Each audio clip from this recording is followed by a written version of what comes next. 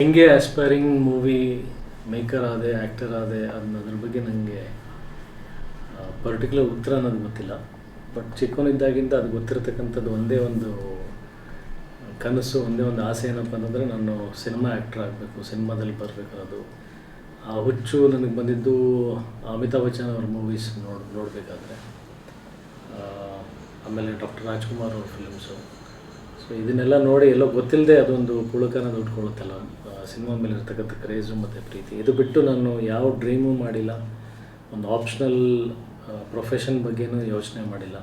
And in fact ನನ್ನ ಸ್ಟಡೀಸ್ನಲ್ಲಿ ನಾನು distinction holder ಆಗಿದ್ದರು, ಟಾಪರ್ ಆಗಿದ್ರೂ ಸಹ ನನ್ನ ಫಸ್ಟ್ PUಗೆ ನಾನು ನನ್ನ ವಿದ್ಯಾಭ್ಯಾಸನ ಬೇಕು ಅಂತಲೇ ಡಿಸ್ಕಂಟಿನ್ಯೂ ಮಾಡಿದ್ದು ಸಿನಿಮಾದಲ್ಲಿ ಟ್ರೈ ಮಾಡೋದಕ್ಕೆ. ಬಿಕಾಸ್ ನನಗೆ ಬೇರೆ ಯಾವ ಪ್ರೊಫೆಷನಲ್ಲೂ ಸಾಧನೆ ಮಾಡಬೇಕನ್ನೋ ಉದ್ದೇಶನೇ ಇದ್ದಿಲ್ಲ.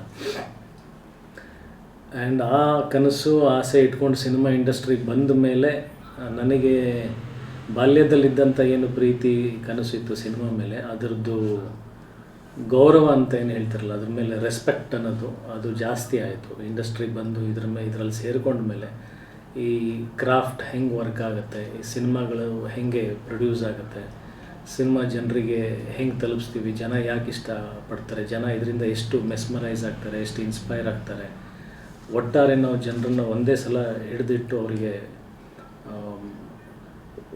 ಒಂದೇ ಅಟ್ ಒನ್ ಕಾಮನ್ ಟೈಮ್ ಅಷ್ಟು ಮ್ಯಾಸಿವ್ ಆಡಿಯನ್ಸ್ಗಳನ್ನು ನಾವು ಪ್ರಭಾವ ಬೀರ್ತೀವಿ. So that is one magic, ಒಂದು story telling at a time on celluloid. ಅದು ಒಂದು ಬಿಗ್ ಅಚೀವ್ಮೆಂಟ್. ಐ ಥಿಂಕ್ ಯಾವ ಪ್ರೊಫೆಷನ್ನಲ್ಲೂ ಕೂಡ ಅಷ್ಟು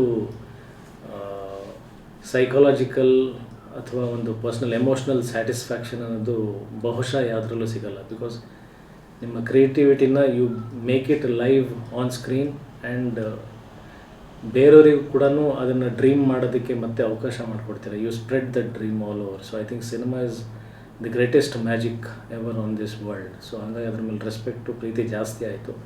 every day the love and respects increase ಆಗ್ತಾ ಇದೆ ಹೊರತು ಅದು ಕಡಿಮೆ ಆಗಲ್ಲ.